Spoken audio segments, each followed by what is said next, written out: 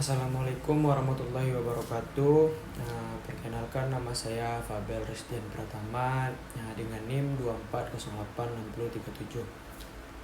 Di sini saya akan membuat tugas video tentang tugas akhir mata kuliah filsafat olahraga, sesi 0232 hari Jumat jam 13.20. Pertanyaan pertama yaitu jelaskan bagaimana pendekatan dialektika dapat digunakan untuk memahami konflik antara orientasi prestasi dan orientasi pendidikan karakter dalam olahraga. Yaitu pendekatan dialektika dalam konflik orientasi prestasi dan pendidikan karakter. Jawabannya, pendekatan dialektika melihat suatu fenomena melalui pertentangan antara dua gagasan yang berbeda untuk menemukan sintesis atau titik tengahnya. Dalam olahraga terdapat konflik antara orientasi prestasi dan orientasi pendidikan karakter. Yang pertama yaitu tesis. Tesis ini adalah olahraga berorientasi pada prestasi, menekankan kemenangan, pencapaian, rekor, dan hasil kompetisi yang diraih oleh seorang atlet. Yang kedua yaitu antitesis. Antitesis ini adalah olahraga sebagai sarana pendidikan karakter, menekankan pembentukan nilai seperti disiplin, sportivitas, kerjasama, dan tanggung jawab atau fair play. Jadi konflik muncul ketika ambisi para pemain meraih untuk mendapatkan kemenangan, menyebabkan nilai moral terabaikan seperti praktik curang atau tekanan berlebihan kepada seorang atlet. Jadi melalui dialektika, kedua orientasi ini tidak harus saling meniadakan. Sintesisnya adalah olahraga ideal yang mampu menghasilkan prestasi tinggi tanpa meninggalkan pembentukan karakter. Dengan demikian kemenangan dan karakter dapat berjalan beriringan.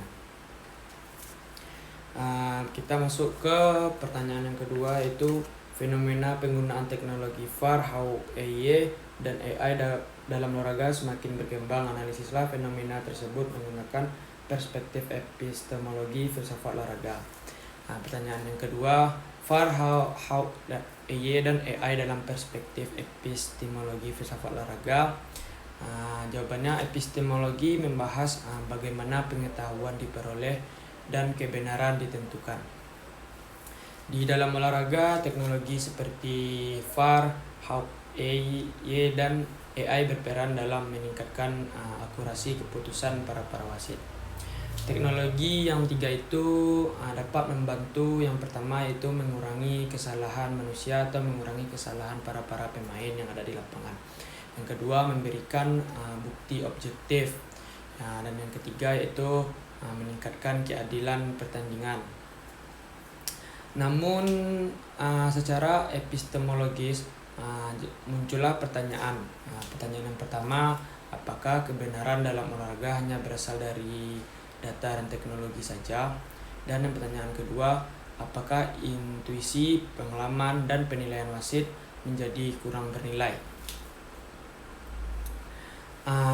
Jadi teknologi ini menghasilkan pengetahuan berbasis data, tetapi olahraga tetap melibatkan aspek manusia atau wasit seperti interpretasi dan konteks permainan.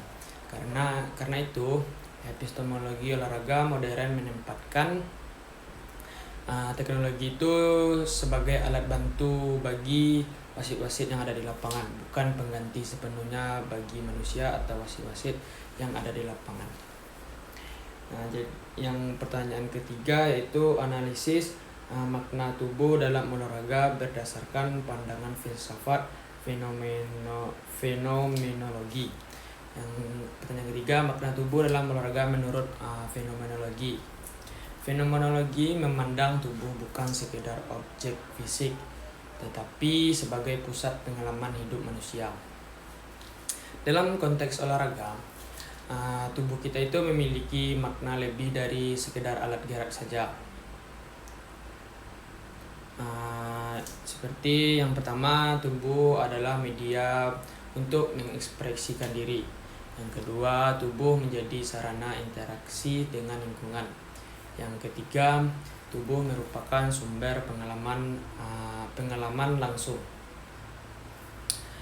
Jadi seorang atlet tidak hanya menggunakan tubuhnya, tetapi mengalami tubuhnya saat bergerak, berlari, melompat, atau bertanding. Melalui fenomenologi olahraga dipahami sebagai pengalaman manusia yang utuh di mana tubuh, pikiran, dan kesadaran saling terhubung atau saling terkoneksi. Nah, pertanyaan yang keempat, dalam beberapa cabang olahraga sering terjadi perilaku tidak sportif demi meraih kemenangan. Analisis fenomena tersebut menggunakan aksiologi. Nah, jawaban yang keempat, perilaku tidak sportif dalam perspektif aksiologi. Nah, aksiologi ini membahas nilai dan moral. Nah, dalam olahraga nilai utama meliputi yang tadi itu seperti sportivitas, kejujuran, fair play, dan serta penghormatan terhadap sesama. Ya, di dalam lapangan perilaku tidak sportif seperti diving, menggunakan doping, atau sengaja mencederai lawan menunjukkan pergeseran nilai dari moral menuju kemenangan saja, hanya untuk mencari kemenangan, tidak menunjukkan nilai sportivitas. Nah, jadi secara aksiologis tindakan tersebut salah karena alasannya beberapa, yaitu yang pertama itu merusak nilai luhur dalam olahraga. Yang kedua, menghilangkan makna kompetisi sehat dalam olahraga. Yang ketiga, menjadikan kemenangan lebih penting daripada integritas. Nah, dengan demikian olahraga tersebut kehilangan nilai pendidikannya. Nah, jika perilaku tidak sportif itu terus dibiarkan terjadi di dalam lapangan atau suatu kompetisi.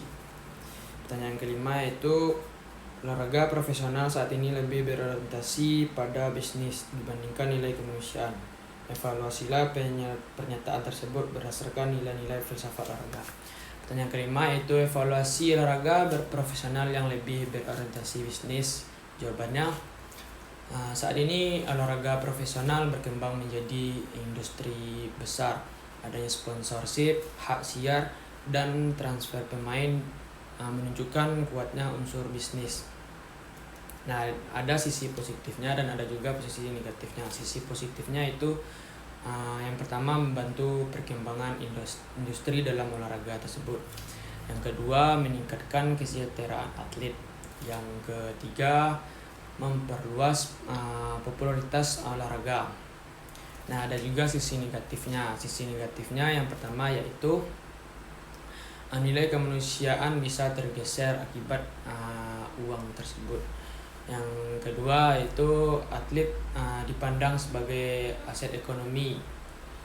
Yang ketiga yaitu tekanan performa meningkat drastis. Jadi dalam filsafat olahraga ideal seharusnya tetap menunjukkan nilai manusia sebagai subjek utama, bukan sekedar komoditas ekonomi.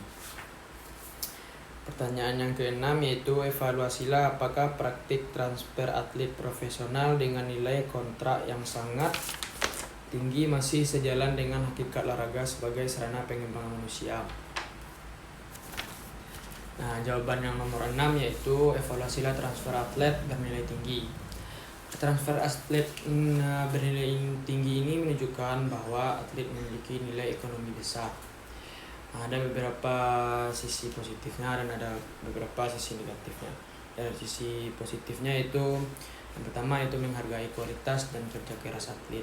Yang kedua, memberikan motivasi atau dorongan yang positif untuk berkembang ke level yang berikutnya. Nah, dan juga dari sisi negatifnya, yang pertama, atlet berisiko diperlakukan seperti barang dagangan untuk diperjualbelikan. Nah, yang kedua itu, nilai manusia bisa kalah oleh nilai pasar transfer. Jadi hakikat olahraga sebagai sarana pengembangan manusia tetap relevan jika sistem Transfer tetap memperhatikan kesejahteraan, martabat, dan hak atlet.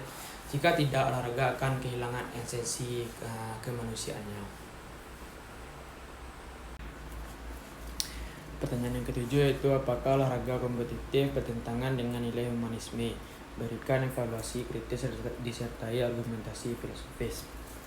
Jadi olahraga kompetitif tidak selalu bertentangan dengan humanisme.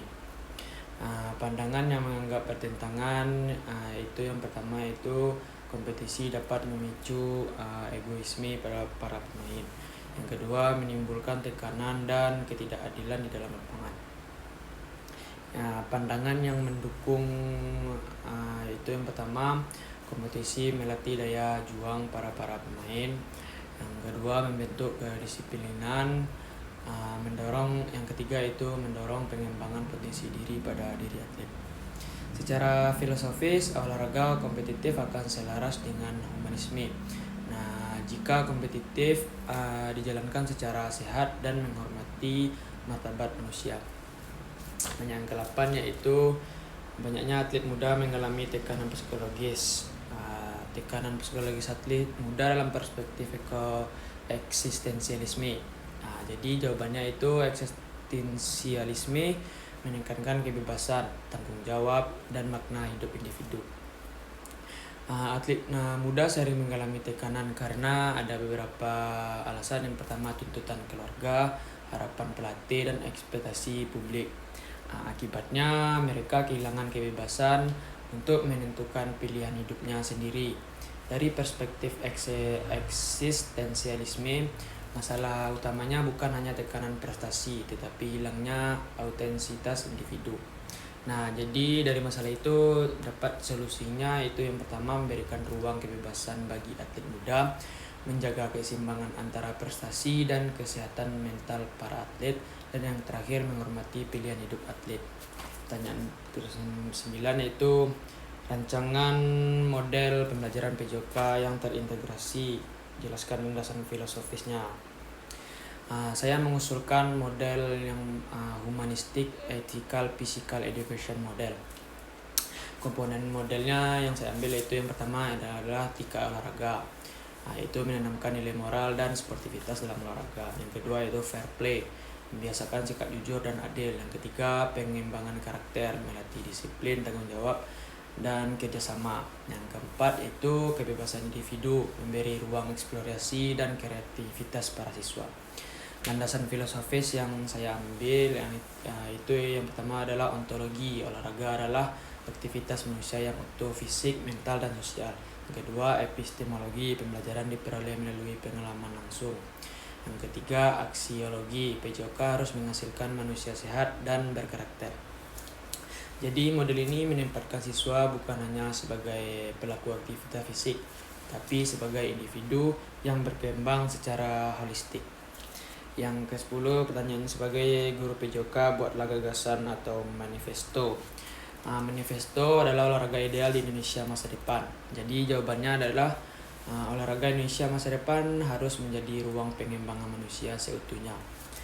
Pertama itu ontologi. Olahraga bukan sekedar aktivitas fisik atau kompetisi, tetapi bagian dari kehidupan manusia untuk berkembang secara utuh, secara fisik, mental, sosial, dan spiritual.